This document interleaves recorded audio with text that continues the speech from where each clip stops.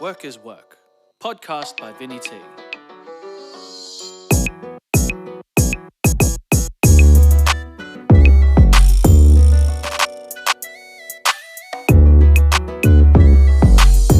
put the work in, whole squad be urchin. Shit, I'm back. It's been a while. I guess the quick update before we start. So we're back. My last episode was a while now. What have I been doing? So I did my solo trip to Japan. It's one of the best experiences. And now I moved into my own place. So yeah, so I guess people have been asking to do more episodes, and I said, yeah, fuck it, let's do it. Yeah. So I do have a guest today. As always, I'm Vinny T, your host of Work is Work podcast. And as always, I have a guest. So let's get straight into it.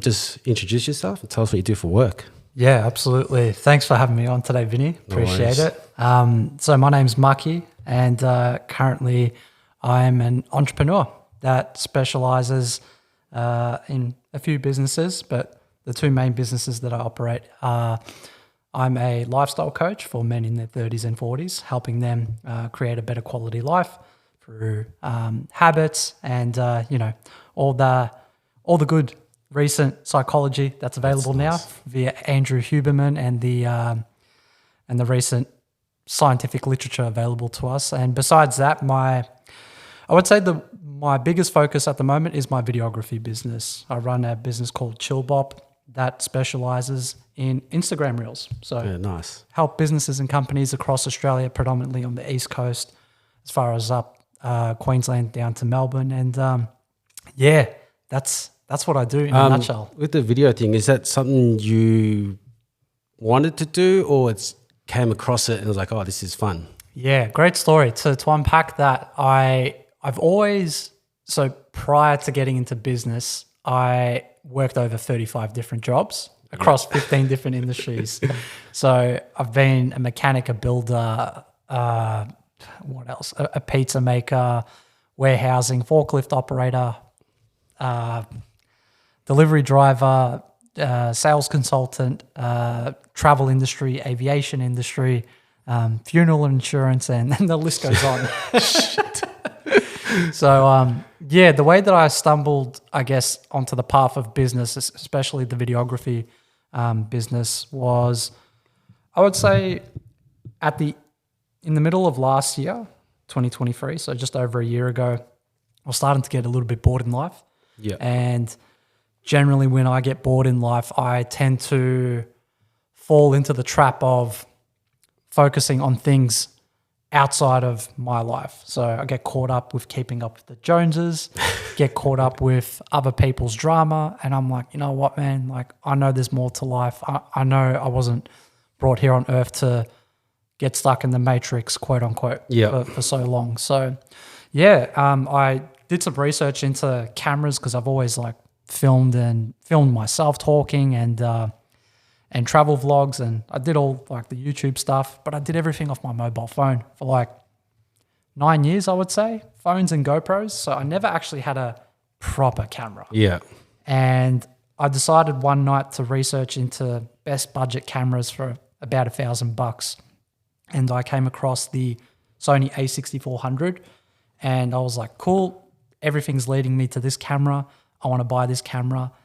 Interestingly enough, that same night, I had a friend by the name of CK. He followed me on Instagram, and we hadn't spoken in about 10 years. Yeah. Just because of how life works, and you lose those sort of social circles. And he followed me, and I was like, "Oh, CK, what's good, man? Haven't seen him in ages. Let me follow him back. Let me click on his story. For sale, Sony a6400." Oh, and I'm like, that's when you think about that, that's a 1 in a million chance that could have happened at that specific time. Yeah. So I was like, bro, this was meant to be. I'm like, I'm looking for this camera right now. He's like, yeah, bro, yellow, come to my house. I'll show you the camera. And surely enough, he lived around the corner as well. So jumped in the whip, went over to his crib, and showed me how to use it. Gave me a crash course for 30 minutes. And yeah, he's like, dude, take the camera, test it out for a week. You don't have to buy it. And I was like, you're a G. That's like, no one does that. Yeah, I took it home, and then after 3 days, I'm like, yeah, I'm buying it. And I just sent him the money. So that's how I got into videography, man. And from there. So a small interest. Yeah. To like, oh, I can do this. Yeah, absolutely. I needed a new hobby, bro, because like I was saying before, if I don't keep myself occupied on some sort of creative outlet, sort of like with yourself and the podcast, if you don't have a creative outlet, or at least for me, I'm gonna get caught up in some bullshit, and man's not trying to do that right now. You know what I mean? So yeah, I decided to pick up the camera, filmed for a bunch of people, just put myself out there. Social media is a beautiful tool. We're currently in the creators economy. Yeah. You can do whatever you want, however you want, with no rules whatsoever. And I leaned into that, and literally within 6 months from that moment, I made the decision to quit my last job, which was at ANZ. So because ANZ would have paid you well. You would have been steady enough. Yeah, absolutely. And, it was getting close to, what was it at the time? I think I was getting paid 80 grand a year working as a credit analyst there. And we were just talking to old mate before earlier on. And, both of us shared our frustrations quite quickly. And that's why I was grateful to get out of the finance, just to get out of a job entirely. I didn't want to report to anyone. I didn't want to feel anxious anymore. I didn't want to get caught up in he said, she said. Oh, yeah, the politics. All that stuff. And, I think taking that risk, taking that chance on myself.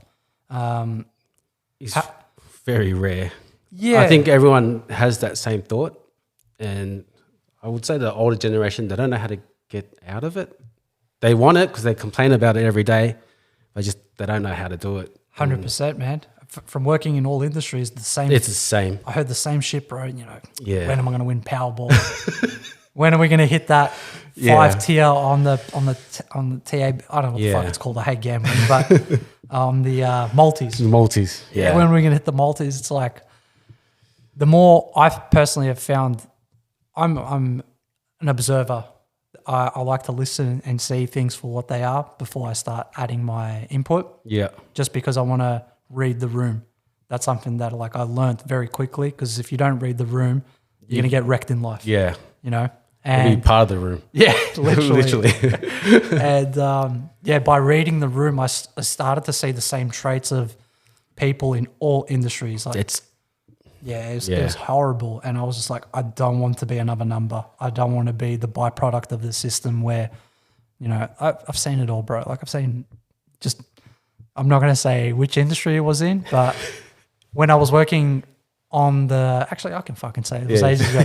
When I was in the airlines, I worked for Jetstar and Qantas, and I won't name which specific airline, but I was on a night shift crew for quite a fair bit, and it was a fucking shit show, bro. People just cheating on their partners in real time, seeing conversations, and I was just like, bro, these are 45, 55-year-old men, full hating their life. They've got some side quest mission, thinking they're fucking Zelda. And I'm just like, bro, I don't want... You want to be part of it. Yeah, you're the average of the 5 that you surround yourself with. And I got scared quickly, I'll be honest, because if I stayed there long enough, I will eventually adopt some of their traits that they had. And I was like, I can't be fucking with this shit, man. Yeah, I'm similar. I'm trying to find a way out. I don't mind my job because I understand what goes on.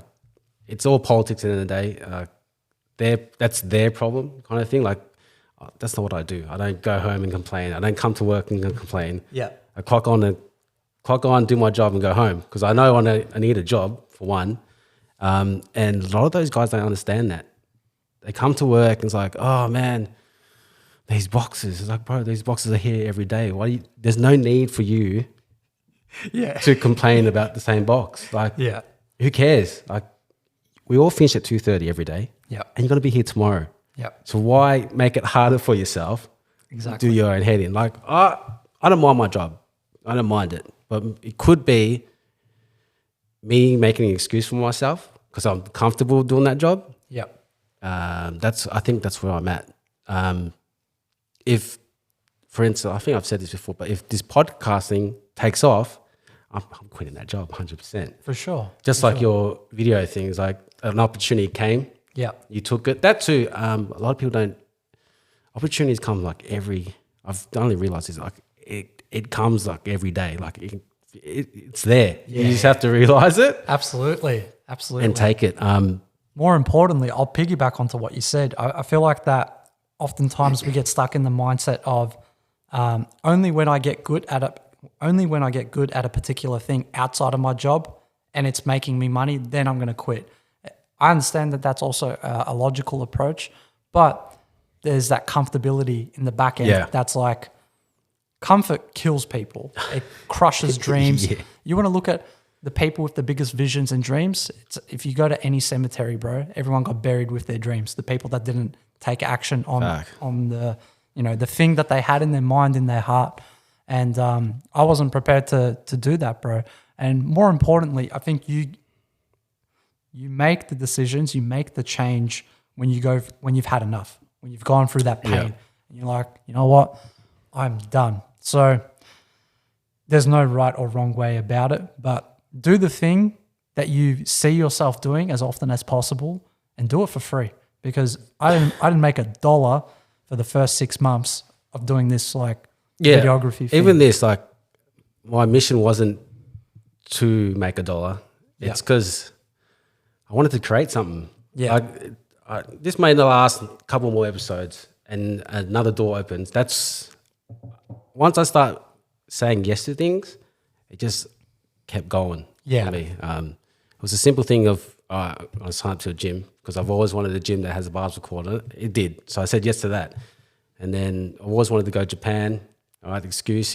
And then my cousin's like, free, like the tickets are cheap. It's like, I'm booking it. Yeah. You know, and it just kept going. Even the podcast is like, I was talking to a friend like, you should do this podcast. Yeah, I should. And it's like, this person does it. It's like, I'm going to call him.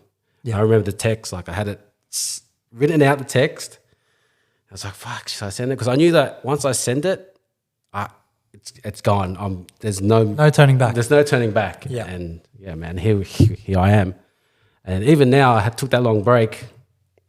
I was like, man, I'm kind of sort of going backwards, and I just got to do it.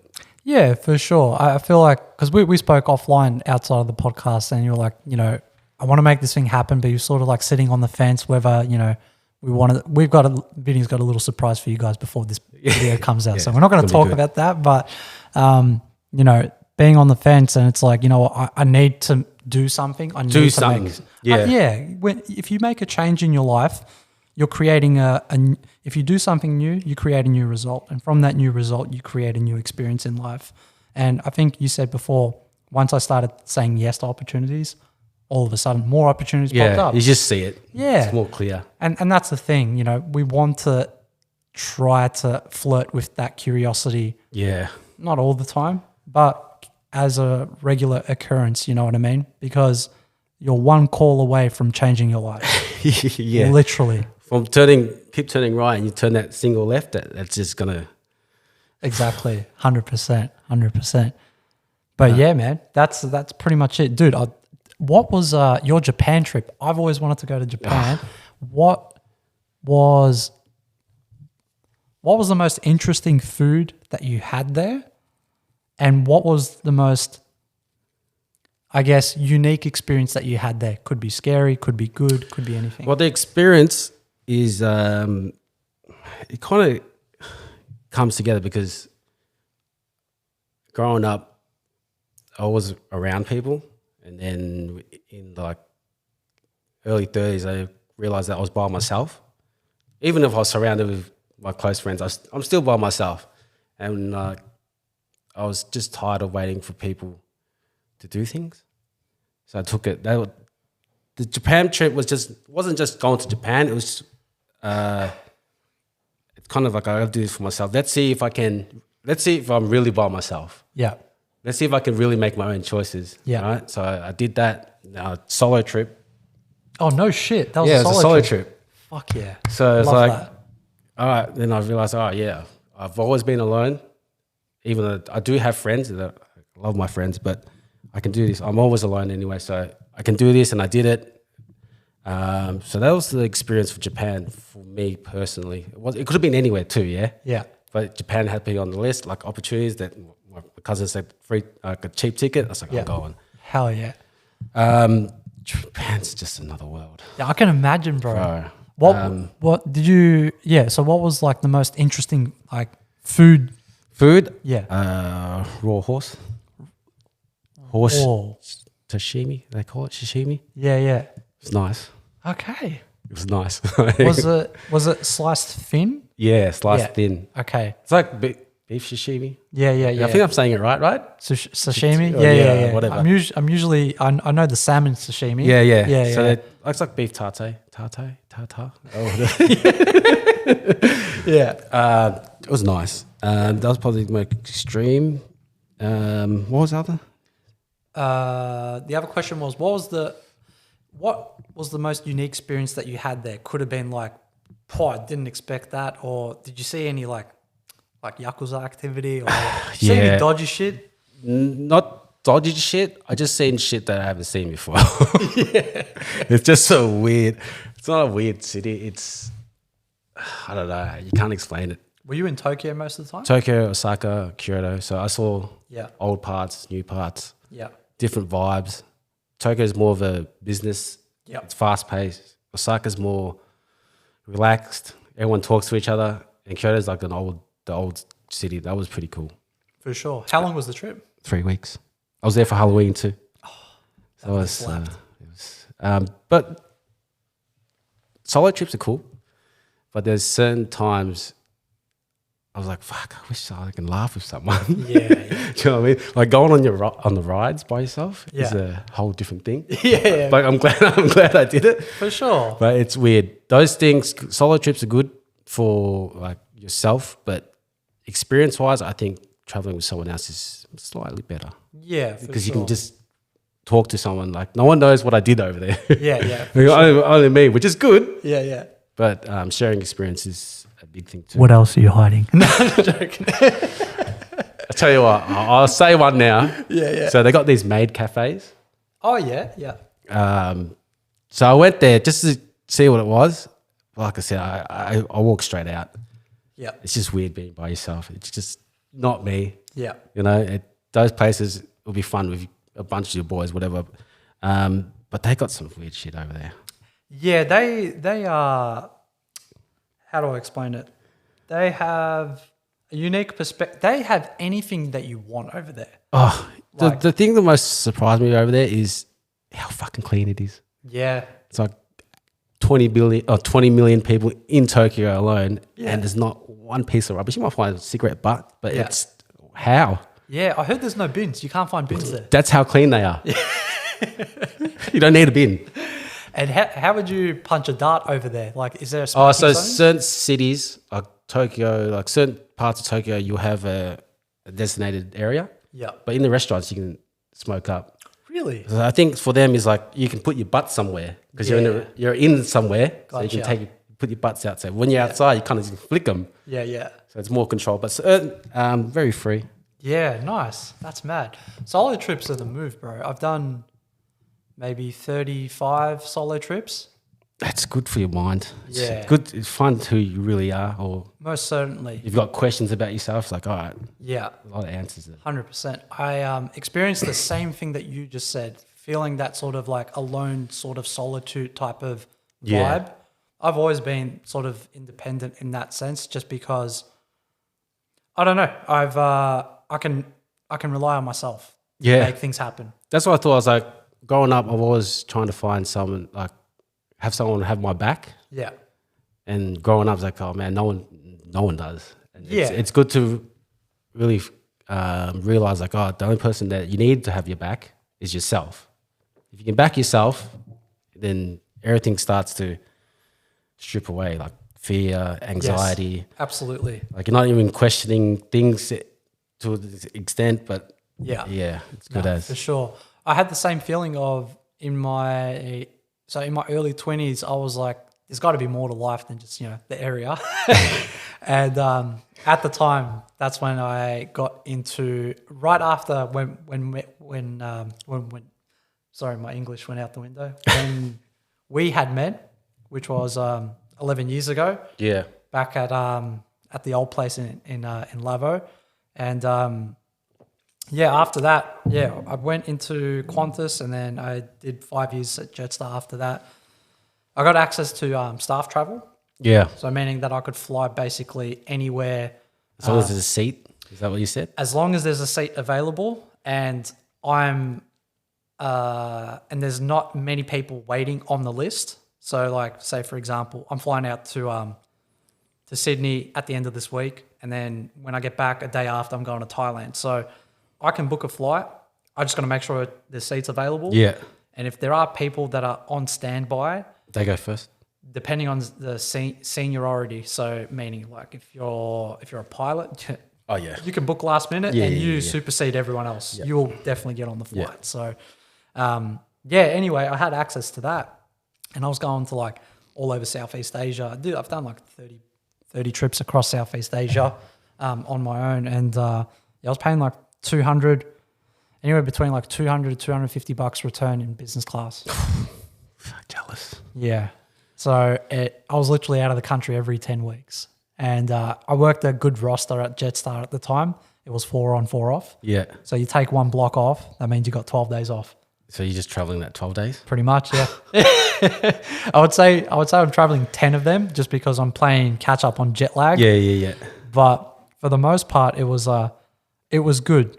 But on the first couple of trips, I did feel what you mentioned, where you were sort of discovering yourself and learning about a new foreign environment and culture, and that was beautiful. But I was like, fuck, I wish I had someone here with me.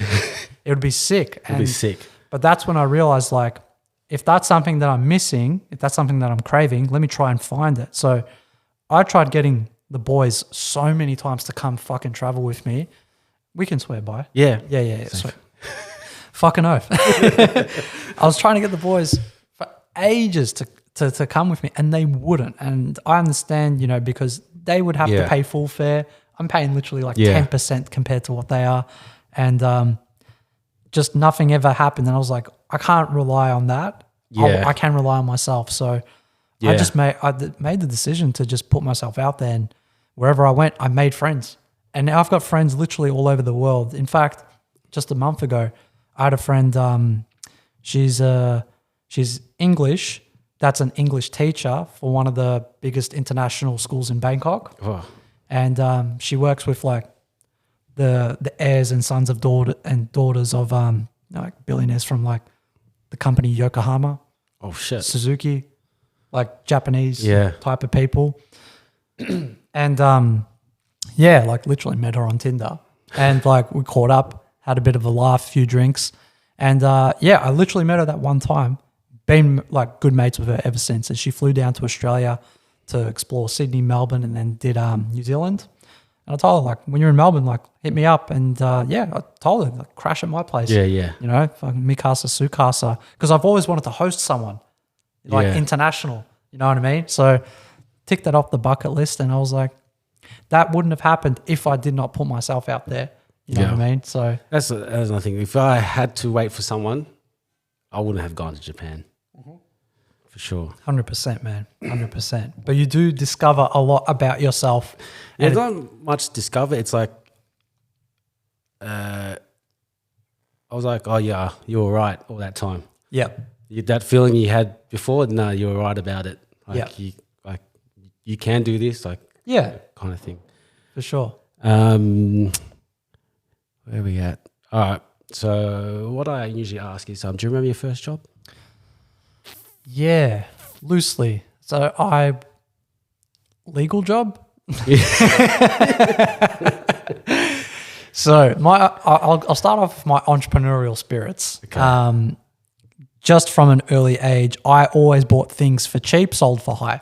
Yep. Meaning that a reseller. I was a reseller from the get-go, man. A great example would be, so thankfully I guess we come from the generation where I didn't get access to the internet until I was about 14, 15. Yeah. Meaning I didn't get my phone until I was about 12. And it wasn't because my parents like gave me one. They wouldn't give me one. I literally had to like buy things, sell things, buy things, sell things, and like build up my little portfolio of $50 and finally bought a stolen phone. And I was like, yeah, this is my phone now. You know what I mean? But yeah, I would rip CDs off LimeWire. Yeah. Sorry, I would download songs off LimeWire and just like rip CDs. So fit up So to if that. the young kids, rip CDs means like downloading a song Yeah. and then putting on an actual CD. CD. And there's two methods of it. You could either you could either add up to 80 minutes of music if it was like something that you would just play in the car or on a stereo, or you would have the MP3 route, which was like 700 megabytes. Yeah. And you could put maybe up to, I think it was like 60 songs. I don't know, somewhere above 50 songs instead of 18 tracks as your normal CD. So, I did that, and You're selling them? I was selling for anywhere between like $7.50 to $10 for MP3s. $7.50. You added the 50 Yeah, 100%. 50 cents meant a lot back then, bro. Get myself some like jungle chews and zombie chews, you know what I mean, from the milk bar. But did that, and then I would burn like 18 song tracks on a CD for, I think it was like anywhere between like $3 to $5. It would all depend whenever I bought my stack of CDs, blank CDs, how cheap they were. That would dictate the price. Yeah. So started doing that from like in the ballpark of year 7, so like at the age of 12, and then slowly but surely built up into, you know, someone had knocked off something at school. I was like, yeah, I'll buy it off you at like, say it was like a $250 prepaid phone, I'll give you $50 for it. And they're like, oh, I don't know. I'm like, do you want to hold on to that phone? Like, if you get caught, you're going to get decked. Yeah. So what I would do is I would like buy it for $50. I wouldn't give them the $50. I would go and resell it to some of the boys at Thomas Carr. Yeah. At a different. So I went to a public school called the Grange in Hoppers Crossing. Yeah. Hectic times there. So I would basically resell to the private school kids that I was friends with back from like my soccer club days for Hoppers Soccer Club. And I'd sell it for like $100, $120. And then with the money that I would get, because they would pay on the spot, then I would pay off the guy that sold me the $50. So I'm up $50 profit, but with $0 payment down. You know what I mean? I wish I was like that. I was more of a consumer. I was the one buying it for $100. Yeah. For sure. But yeah. That was, what year was that? 2000. So I'm born in 1992, so plus 12 years. So 2004 I would have entered High school? high school, yeah. So 2004 onwards, that was sort of like the stomping grounds. Yeah. And then from there, moved into like back when ciggies were like, you buy a pack of 20s for like $8. Yeah. Pack of 25s for $9.50, you know, Winnie Blues 25s or 20s. Or if you wanted to cheap out, you go on the PJ Gold and you get You sell singles? Yeah, absolutely. I would sell singles as well. We had a dedicated guy at school who was the go-to, but if he wasn't there, I was like plan B for a small group of people. So like you think about it, you spend $8 for a pack of 20s, that's $20 potential. That's $12 profit. So you know what I mean? It was just easy. I would buy it, probably sell 8 ciggies, and I've got a free deck. You know what I mean? And if I ever needed a couple extra bucks, I'd just sell singles. I would just go back to the basketball courts and sell it. This was like year 7. When 7 I got to 8. I would say ciggies year 9, year 10 onwards. Oh, so you from CDs to ciggies? Yeah. Then to other things I won't mention, but it was more. It wasn't like drugs or anything. It was more like just stolen goods. Yeah. But first actual job, I worked for my mate's parents' pizza shop in Lavo, down the road from. There was only one pizza shop there. Buddies. I forget what it's called. Buddies? Maybe. It's on off. What's that street? It was near it was between the school and then like the road. Pirates Pizza. Pirates Pizza, yeah. So that was my They're mate's. still there. Yeah. So that was my mate's family shop. This kid Anthony, we call him Lebjet. So it was Lebo, but his parents were like, yeah, come, like, you know, come work for us. Was or that whatever. what 16? I was assuming. I would have been 15 at the time. Yeah. Yeah. I think the legal age was 14 and 9 months. I think I just turned 15. Yeah. So yeah, that was the first job. Were you happy selling CDs, or was it at the time like, all right, I better get a job? I was just like, hey, you want to work here? He's like, yeah, I think the opportunity presented itself. And I was just like, yeah, I'll give it a crack. Yeah. Because I was like, I wanted to get out of the house because, bro, like I'm Serbian background, yeah? So, like, my parents put me on World War III lockdowns all the time because I kept fucking shit up. They're like, we don't trust you, kid. Yeah. Coming back with detentions, fucking skipping yeah. school, this and that. Like, you don't, bro, I stopped wearing my bag to school in year 7. I just started only rocked a bum bag. Literally. 0 fucks given. I completely winged high school. Yeah, But same. It was the best time of my life. Yeah, same. But I also didn't like going to school at the same time just because I could already tell that I wanted to do shit and make moves. I just didn't have the right environment for people to prepare me with a good business mindset, or I didn't even have a mentor. So Yeah, I didn't have that, so I was just wild. Just wild. Facts. For a long time. Which school did you go to? St. Paul's. Oh, St. Paul's, gotcha. Yeah. All boys school, yeah. All boys school. Yeah, for sure. The worst. Don't go to an all boys school, man. Yeah, no, for sure. We punched on with a few people. Look, that whole area. Yeah, bro. There's just high testosterone. Yeah. Mate. These guys never saw girls. Oh, God. It was one of the reasons I left. Like year 10 onwards, I wasn't there, but I passed somehow. Yeah. I think it's because my parents were paying the fees. They're like, you can't kick them out yet. For sure. It's a good pipeline of finances coming through. Yeah. We can't let him go yet. Can't let them go yet. What did you do with the pizzas? Make pizzas and shit? Yeah, pretty much. Bro, I was there for 2 shifts and then I gave up.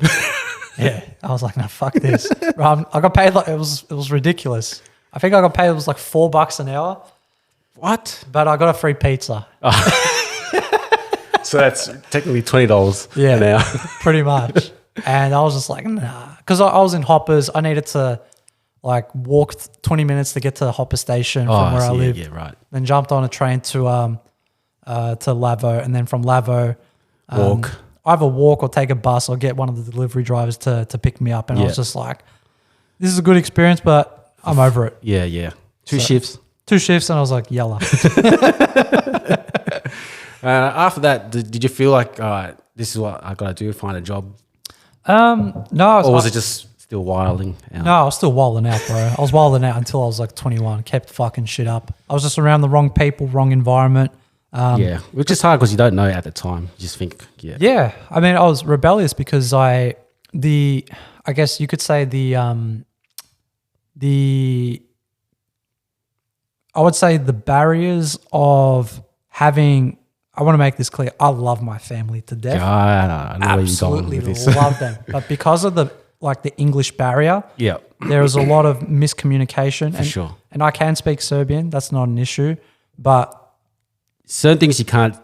it was like a different culture, different environment. And I'm like, you're raising me like if I was being raised in Serbia. Yeah. I'm like, I'm not born there. I'm born in Australia. Been back to Serbia so many times, but I'm not sure there's a lot of kids out, or a lot of people that can relate, especially our age. 100%. First generation ethnics. It's like we all copped it. You know Yeah, what we I mean? all copped it. So Like my dad will get frustrated because like his TV doesn't work, yeah. and trying to explain to him that the Wi-Fi and stuff like that, forget about it. Yeah. For sure. 100%. But yeah, I understand. Yeah, I feel like the just that English barrier I guess, yeah, like love the family to death, Yeah. and I just fucked up because I was like, I don't like having limitations put on me, and they're like, yeah, but you keep fucking up, that's why we're putting them on you, and I'm like, but don't put them on me, just being an ignorant little fuck, and I got my shit together, I would say, at the age of 20, I would say tail end of 21, 22 years old, roughly when we first met. That's when I was starting to get my shit together. So you did nothing between those things? I probably no. I got expelled in year 12. I rocked up first day year 12, and then I didn't show up for 2 months. And then when I rocked up again, and cunts were like, "What the fuck? Year 12 VCE? What are you doing? You just missed 8 weeks of school at the start of the year." As soon as the teacher saw me, they flagged me down. They were like, "Hey, where have you been? Rumors are you got hit by a car." Because I ended up telling the boys, if anyone asks, tell the teachers I got hit by a car. Yeah. And it was a tough year. That year we unfortunately had 2 friends commit suicide, and it was just like a shit show of didn't want to be around school. I found no value in it. I just wanted to do my own thing. Yep. Ended up with the wrong crowd, did the wrong things. And when I got expelled in year 12, my folks were like, "You have to fucking work, mate." Yeah. And not only that, but you're going back year 12 again next year. And I was like, "Really?" And they're like, "You've got no choice, man. You're the one that fucked up." And I'm like, "I hear that. All right, let me honor that then." So I think in that year at the age of 17, I worked 3 jobs. I worked in a warehouse. I worked as a chippy for Metricon, and I worked as a chippy again for Carlo Holmes. Oh, yep. And those were great experiences. And I was actually now working a legit job. Yeah. Where I was getting paid, different wages depending on where I was at, but I was getting an income, and I was like, "This is sick." And that's when I discovered tax.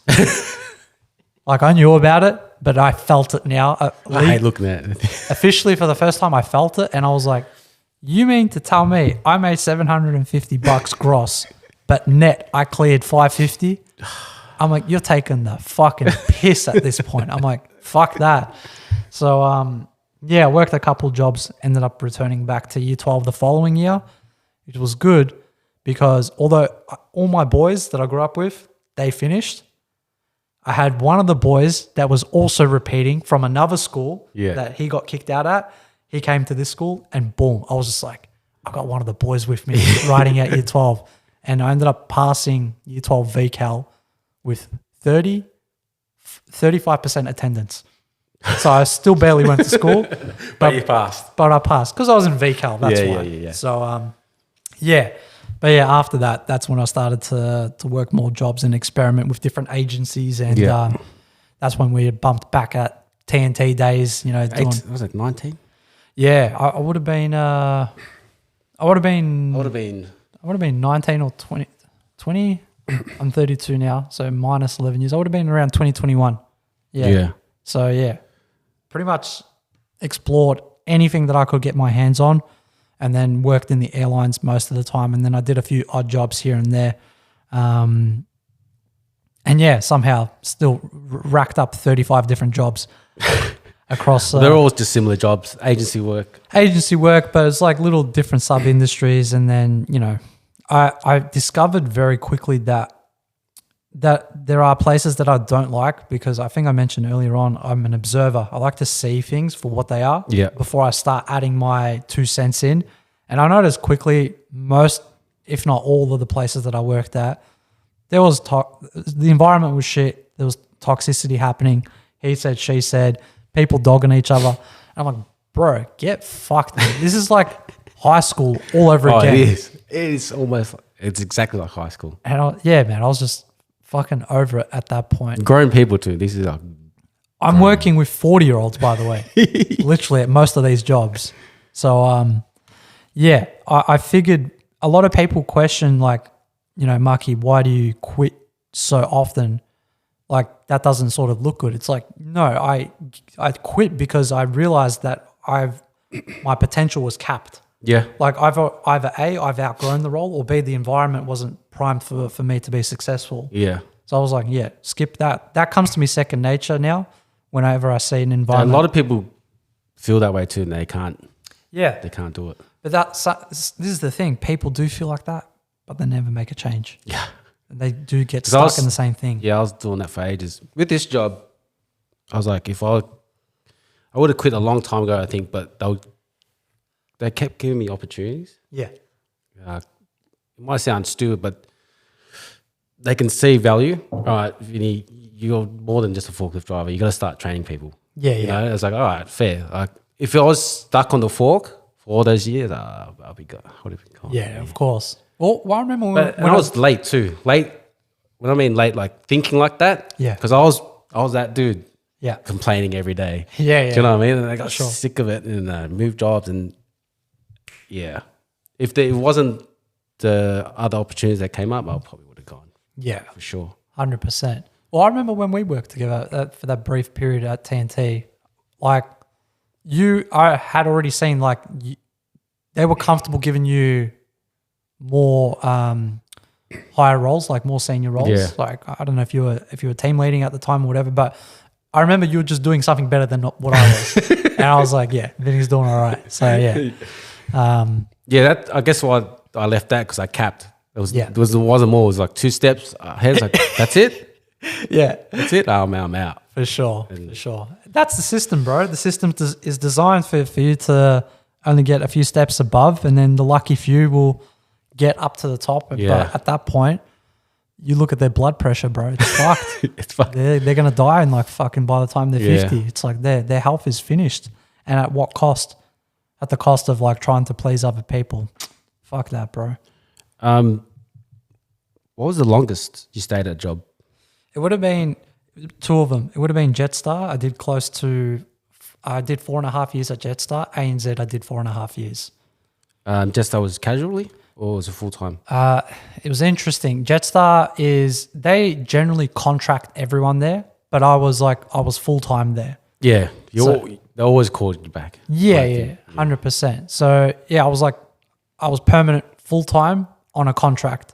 So from memory, I don't know if I was through an agency, but yeah, I don't think I was through an agency, which was good. You know, at the start, I think I was for an agency for like the first 3 months as normal. Yeah. And then they're like, yeah, this is sort of how it works. You're full time, but you're not full time. Yeah, You're on yeah. a contract. And Yeah. I'm like, bro, the math isn't mathing here. Am I going to get paid? Yeah, we're going to pay. I'm like, all right, that's all that matters then. Was the ANZ straight after Jetstar? Yeah, so it got to the point where I was starting to make some pretty decent moves in Jetstar. I was the youngest person at the time.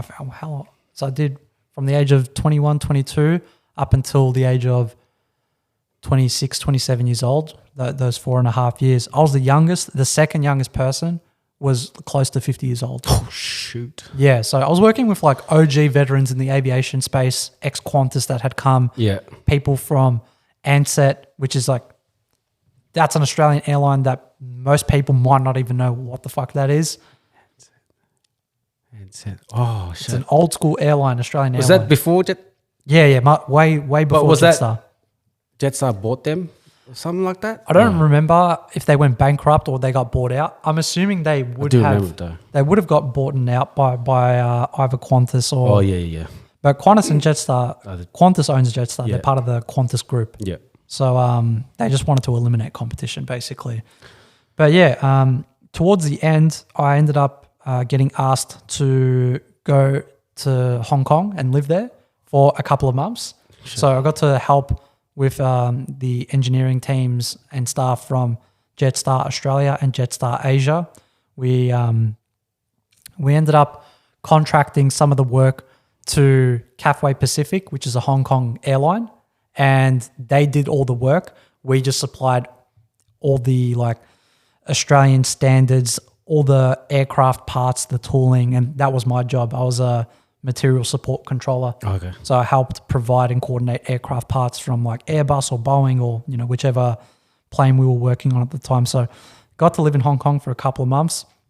Didn't see much of it, I'll be honest. I pretty much worked every day the whole time I was there. Good experience though. That opened up a lot of doors because I was working with absolute legends while I was over there. And these were shot callers from all different departments from Jetstar Australia. Yeah. So when we came back to Australia, I kept in touch with them and like I made some moves behind the scenes. I was like, hey, any roles happening, anything that I can get out of this? Yeah. Something had popped up and I was in the process of, I think I'd done first round interview. They were like, yeah, we're going to get you back for second round, or I don't know what it was, but I was quite certain because of my age and because of my performance that I'd done up until that point that they were going to bring me on. My manager sabotaged that opportunity. It's for himself? No. He just like I found out about this because how did this happen? My manager ended up pulling me up and he's like, listen, I found out that you're applying for this particular role. We need you here. You're more valuable here. So for that reason, I'm not letting you go over there. I'm like, respectfully, you have nothing to do with where I go next. Yeah. He's like, no, in fact, I actually do. And there's nothing that you can do about it. And I'm like, you're taking the piss. You've sabotaged me succeeding. Are you that selfish? And he's like, it's not about selfish. He's like, you're good here. Who's going to replace you? I'm like, that is your problem. Yeah. That is not my problem, bro. You don't dump that onto me since you can't do your fucking job. And that left a sour taste in my mouth, and I quit the next day. Literally. Yeah, I quit. I was like, no, I can't. You want that? Great. So I'm going to fuck you up for this. There was no chance of you going to the other job? No, it got confirmed. I ended up reaching out to the person that was doing the onboarding and interviewing. Yeah. And I was like, hey, I had to confirm it, all this. I'm like, is this true? They're like, yeah, second round, we're not calling you back. Your boss pretty much said he can't let you go for these reasons. And I was like, I even asked them, does that sound right to you? They're like, what can we say? What can we?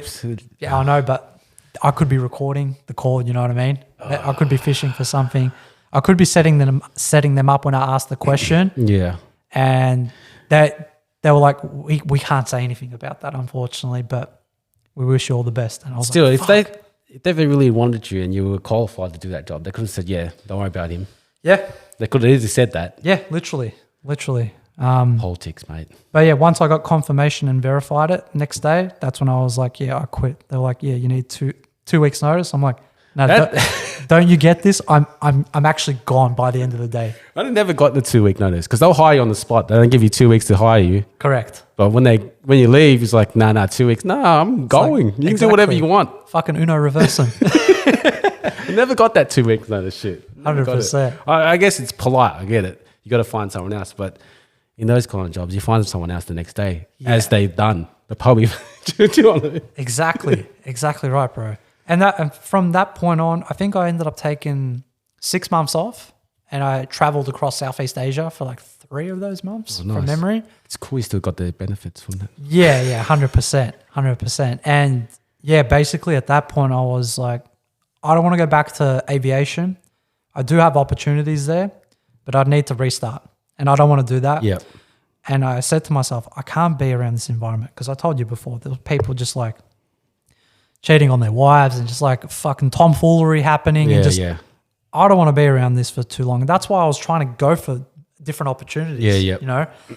And I was like, let me completely pivot and change into a different direction. And I ended up working a government job for the Department of Land, Water, and something else for like a few months, just to experiment what that was like. Just applying from job seeker or whatever. Pretty much, yeah. I think I went for an agency for that one, and they're like, "Yeah, we've got like a 3-month contract." And I went there just to test it out. And that's the first time I was actually given my own laptop to like do work on that. And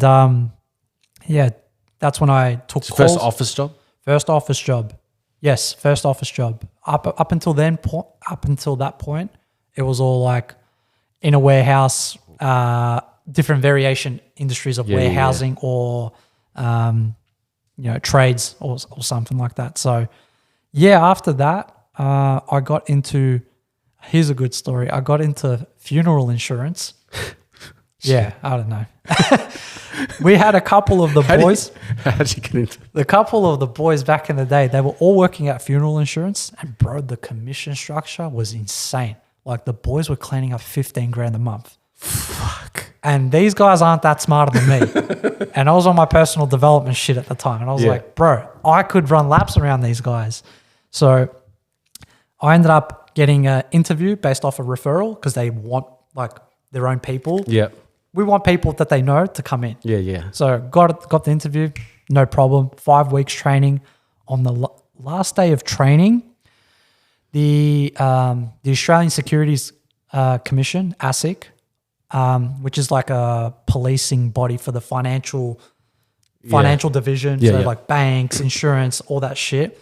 They cracked down on insurance companies, and they ended up penalizing like the top, I don't know what it was, top 20 companies in the financial sector.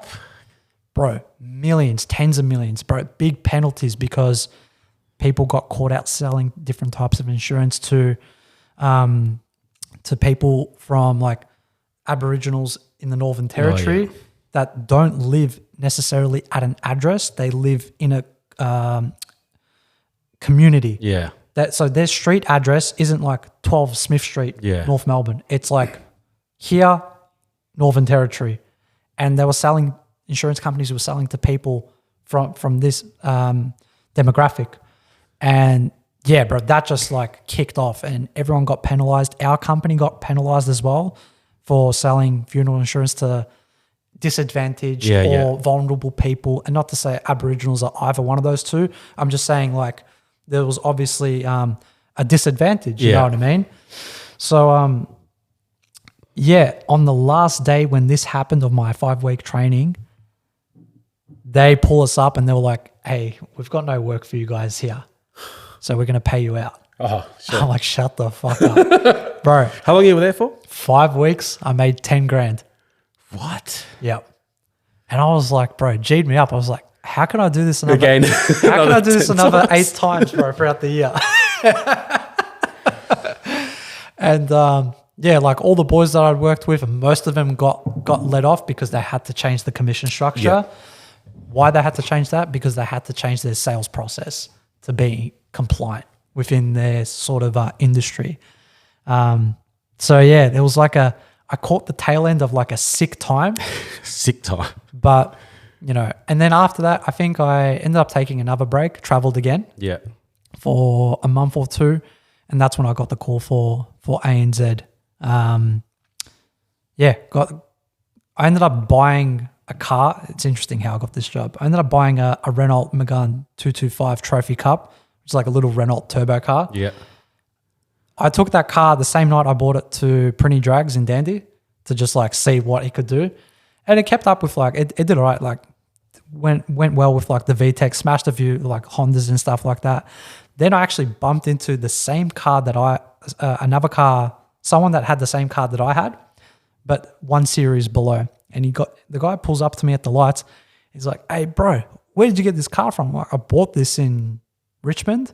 And he's like, you're a dog. I was supposed to buy this car today. And I'm like, yeah, eat a dick. He became one of my best mates. All right. Just a full random kid. And I was like, fuck. Anyway, I ended up catching up with them a couple months later.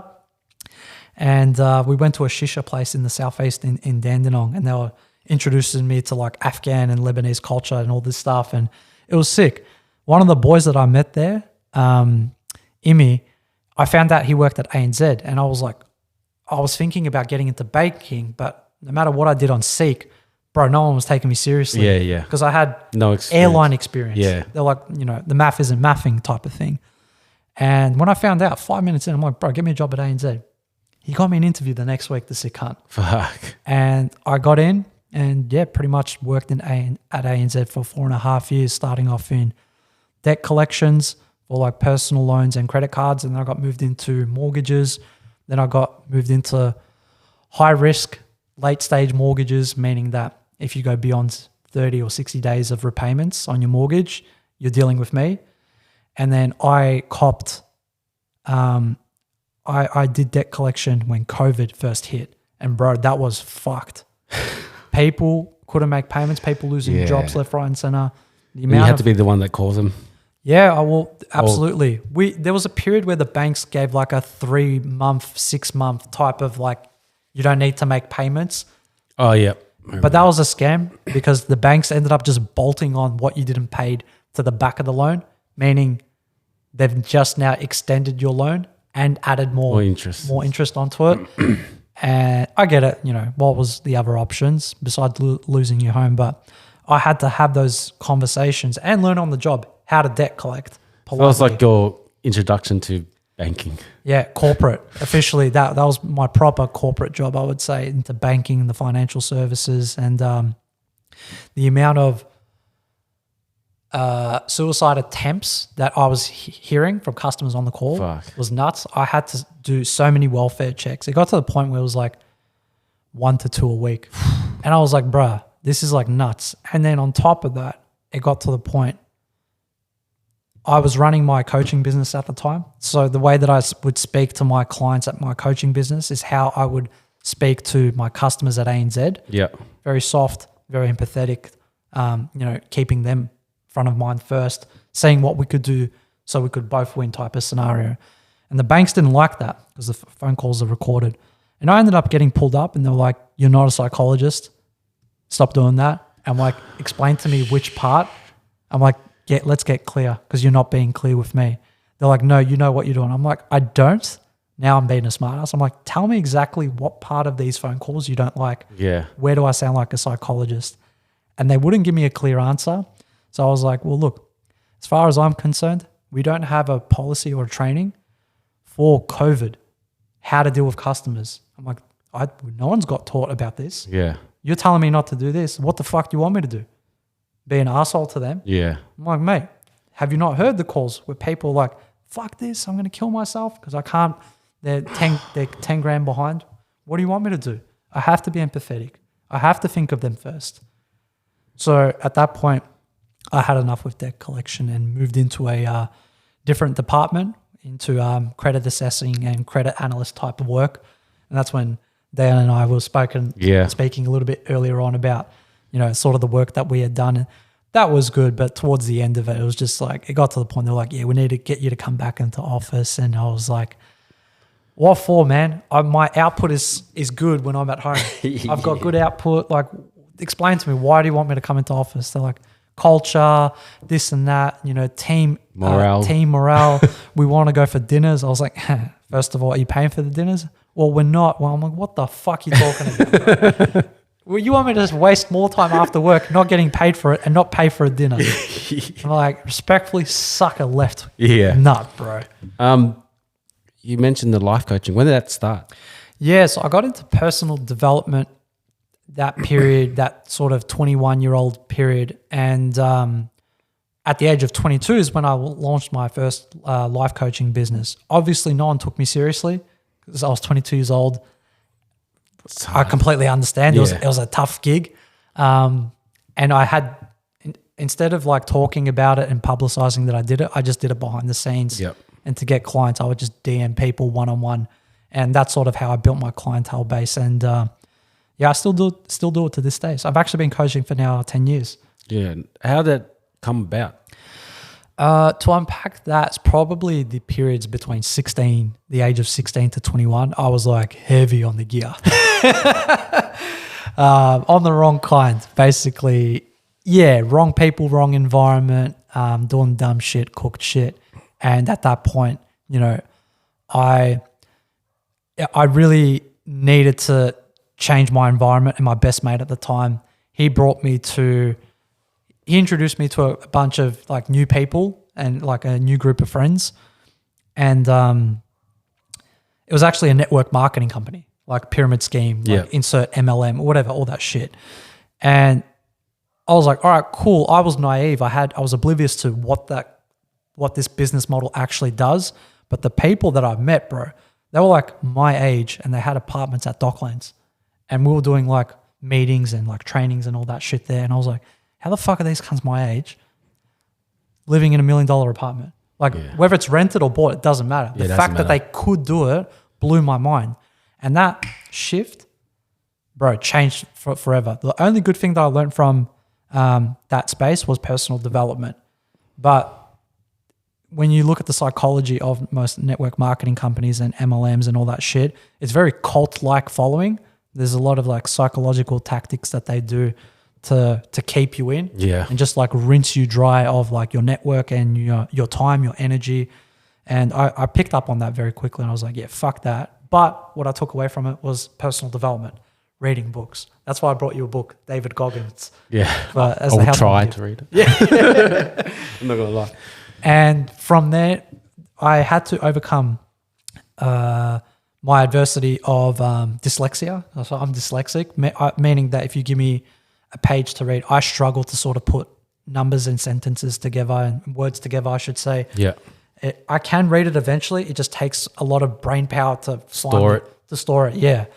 So I had to overcome that. Then I had to relearn how to read.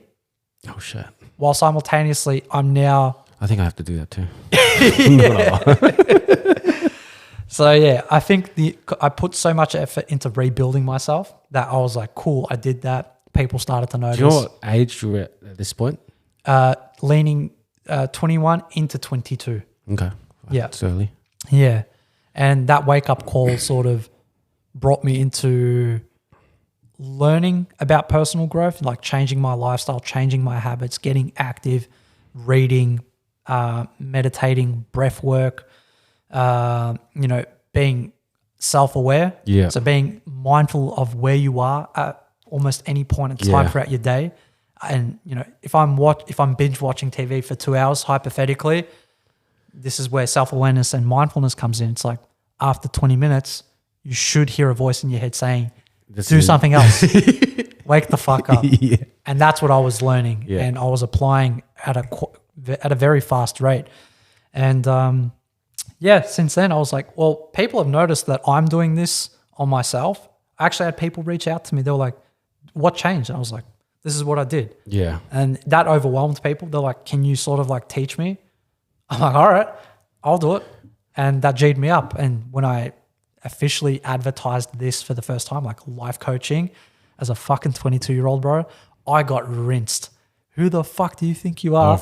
Being a just life random. coach? Yeah, bro. Bro, I even had mates. They were like, what the fuck you talking about? Acting like a philosopher at the age of 22. You haven't lived shit. And I was like, trying to explain to people, I have lived something up until that point. Yeah.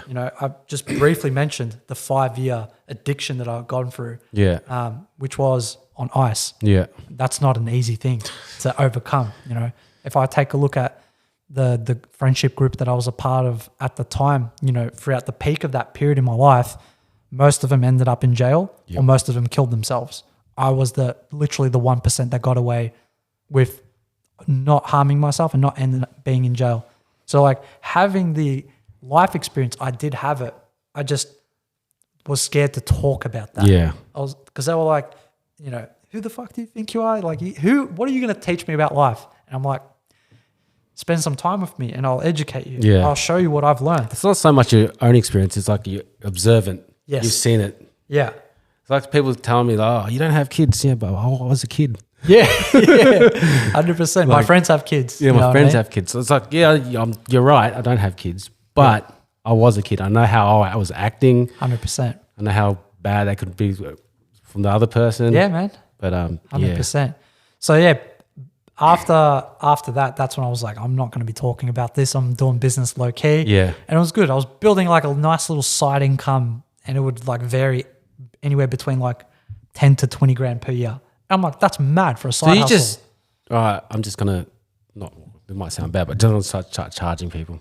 Well, at the start, I didn't because I had no idea what the fuck I was doing. Thankfully, at the time, I did have my own mentor, and I credit him for helping me like unlock everything that I'm saying right now.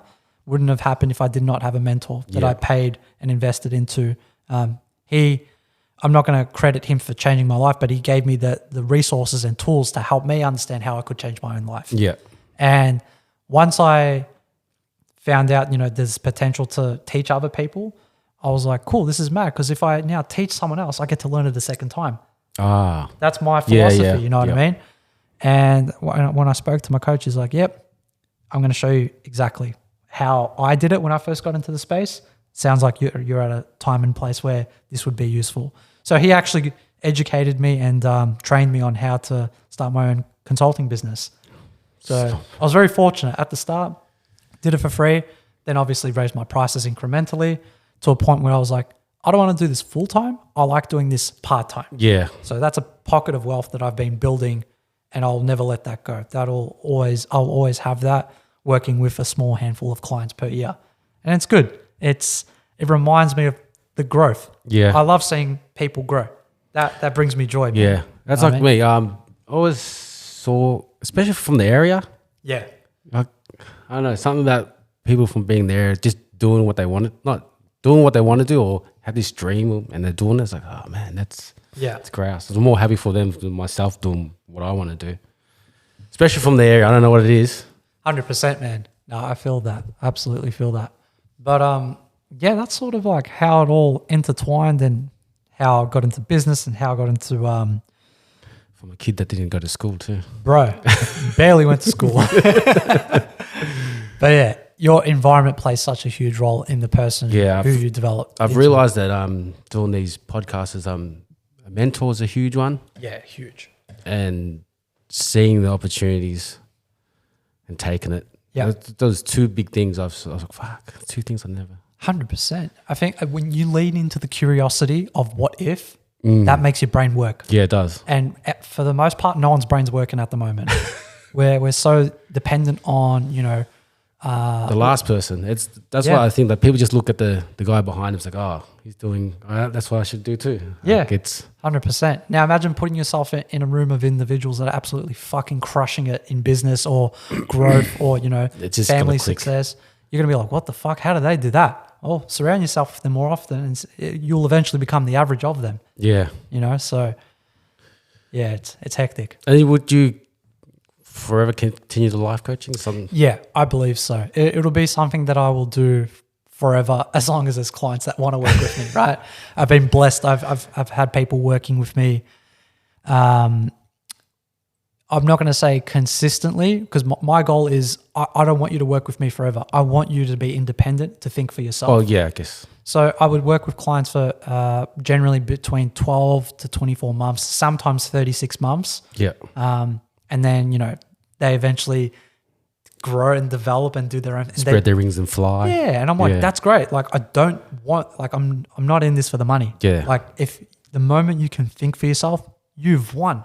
Yeah. That's huge, bro. That's such a huge life skill that people neglect. People live on autopilot so much that they don't think for themselves. They're scared.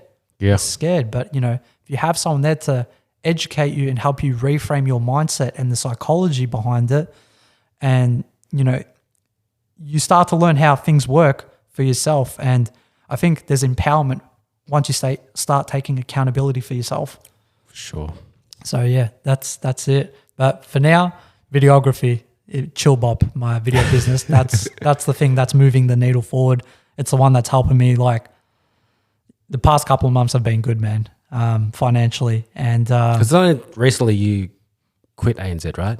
yeah, I quit ANZ December 15th of 2023. Yeah. Was that how was that? Was it a sure thing? Like, no, that's it. I'm doing it, or was it like a couple of weeks thinking? Yeah, so It's a big.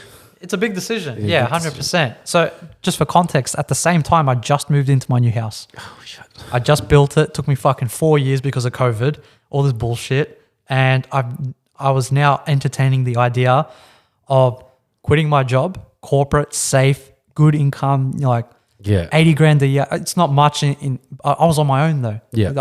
I wasn't spending money on fucking cars. I was just buying food, water, and paying bills. You know what I mean? I was living okay. You know what I mean?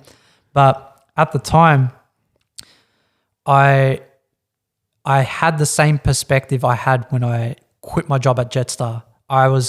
So just to recap, my boss sabotaged me. Yeah. Well, here at ANZ, my boss was also sabotaging me to come back into office. And I was like, I don't need to come into office, mate. Yeah. Literally, why do I need to waste 2 hours in the morning getting into work, 2 hours after work coming back home, 3 to 4 hours, let's call it in total, times 5, that's 15 hours a week that I'm not getting paid. And you want me to drive in and then pay for parking or pay for public transport? Get fucked. Yeah. What's the point? I'm going to get to work, be upset because you forced me to do this. I'm like, I don't need to be here if I can do what I'm doing right now at home. Yeah. And I think it was the last point where my boss was like, no, you need to come in. This is like a non-negotiable. And I was like, cool. I ended up creating a business plan that night. The next day I quit my job. I literally took action on the spot. But the idea of me quitting was always in the back of my mind. Yeah. For always, bro. For months, man. Fucking years. Probably honestly. selling cigarettes. You're like trying to find. Well, it's true. Yeah, it's true, bro. It's You've true, gone man. through all these jobs. You're probably trying to find that. Yeah. What's making me happy? I want to Yes. wake up and come. Yes. Do what I want to do. Yeah. What's going to bring me the most fulfillment and get rewarded for it handsomely Yeah. at the same time? So when you were in ANZ, when was the video? Like, yeah. So June when did you buy that camera? of 2023 from memory, May or June of 2023. And then 6 months later, December 15th, 2023, that's when I quit. And you weren't getting paid for doing videos at that time, no? Up until then, I was working for free with a few people, but then people offered to give me like merch to film their yeah, product. Yep. So like my friend owns a vodka company called Vodka Plus. Yep. And he saw me like advertising on my socials at the time. Who wants free filming? He's like, yeah, bro, I'll send you like some of our products. Bloke ended up sending me like $500 worth of pre-mixed drinks and like just all these bottles. And I was like, bruh, I just needed a 4-pack. He ended up sending me like slabs on slabs. So I filmed everything for him for free, but in exchange for all the drinks. And when I sent him the video, he was like, I've paid thousands of dollars for production companies to film something. Yours kicked their ass. And I was like, fuck, man, that gave me a boost of confidence. Yeah. So from then on, I started to Put a price tag. I put myself out there, did free work. Then people were like, hey, can we actually pay for it? And I was like, fuck yeah, man. That's mad. That's the same thing happened with my coaching business. Do it for free. Then people will say, can we pay for it? Because they see the value in it. And that's what kicked off. And it was nuts. I could go deep into that story, but that's literally an hour story of how I've gone through the ups and downs of the videography business. And unless you want me to talk about it, it's totally up to you, mate. I think people will get it. Yeah, for sure. 100%. It's good that you took that jump. Yeah. It's 100%. inspiring, I guess. The jump was necessary. I completely outgrown where I was at the time. And Yeah. I had it up to here with so much pain and so much challenge from things that I couldn't control. And there was one thing you said that you don't like getting told what to do. 100%. Like, I don't mind. I can follow instructions. I'm not. It's different. Following instructions and Yeah. saying, hey, you have to come to the office. Yeah, It's a yeah. different thing. It's like, no, not really. In terms of financial, like monetary gains, if you're telling me what to do on the job, it's like, bro, eat a dick. I got into business because I wanted to build my own life, my own rules, play my own game. Yeah. I don't want to answer to anyone unless I'm seeking some sort of guidance or collaboration with Yeah. them. You know what I mean? And I feel like I'm still learning how to do that. I'm not perfect at it, but Yeah. I fuck up every day. You know what I mean? Like Yeah.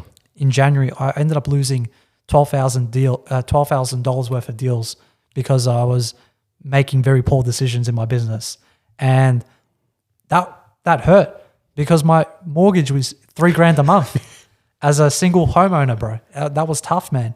So I've literally felt what it's been like going to the bottom and rinsing 6 months emergency savings within like 3 to 4 months. It's crazy. But it's surprising what happens once you enter survival mode. I've experienced that personally, and it's taught me many valuable life lessons and life skills that have helped contribute to where I'm at the moment. And, you know, to be able to go to Thailand, for example, next week, flying a one-way ticket and not worry about when the fuck I'm coming back.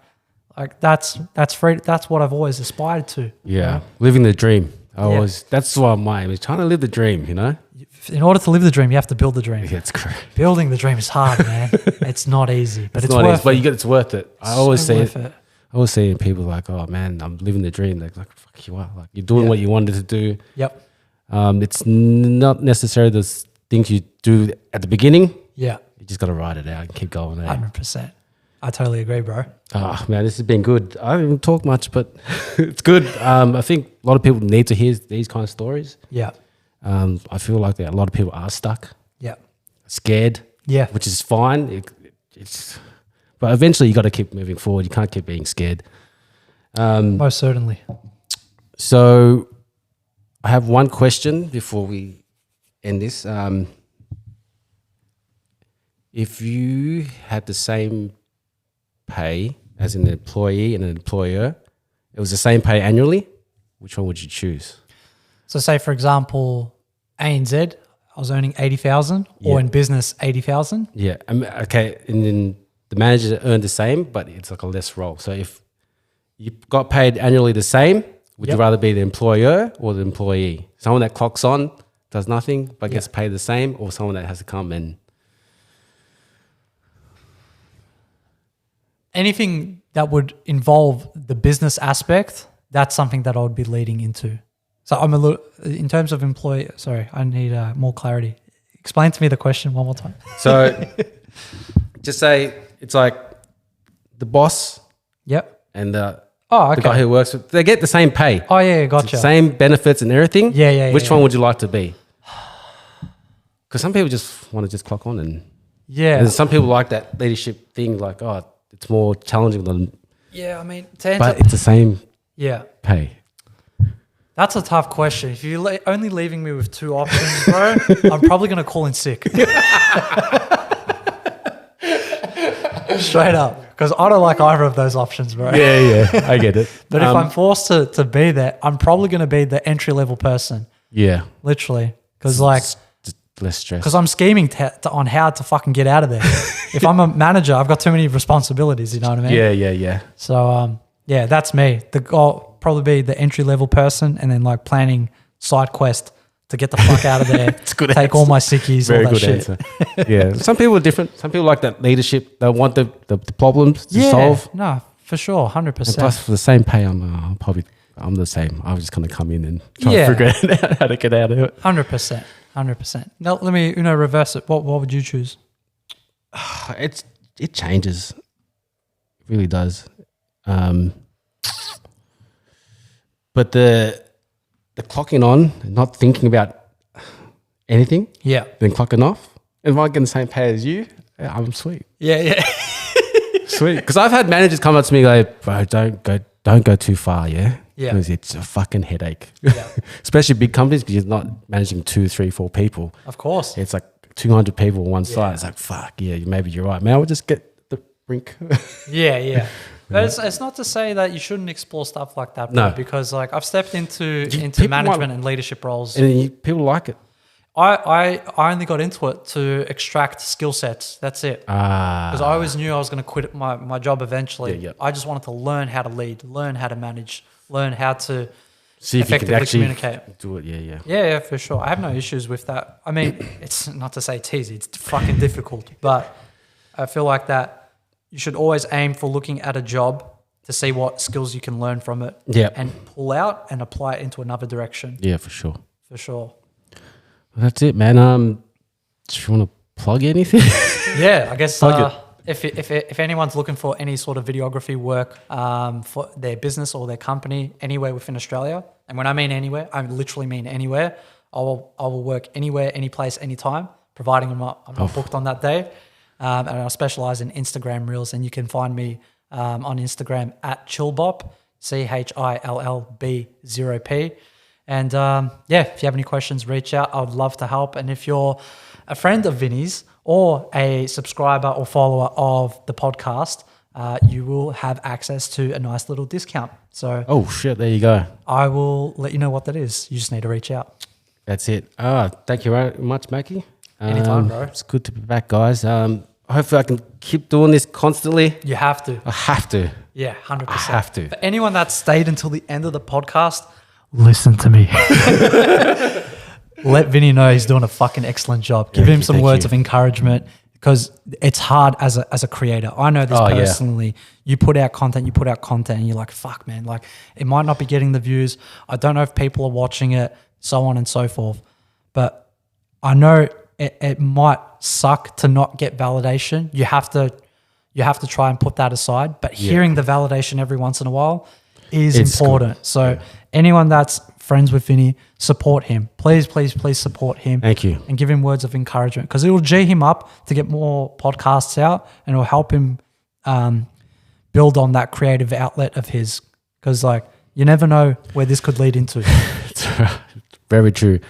All right, guys. Thank you very much for listening. Follow me on Work is Work podcast on Instagram if you want. Follow the podcast on Spotify. Give it a like, 5 stars, all that stuff. You know, a like does go a long way. Yeah. So thank you very much. Peace.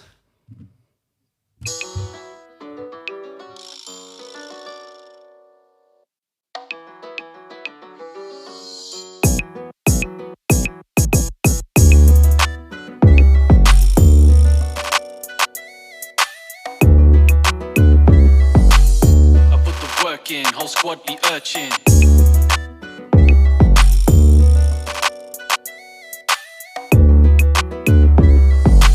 I put the work in, whole squad be urchin.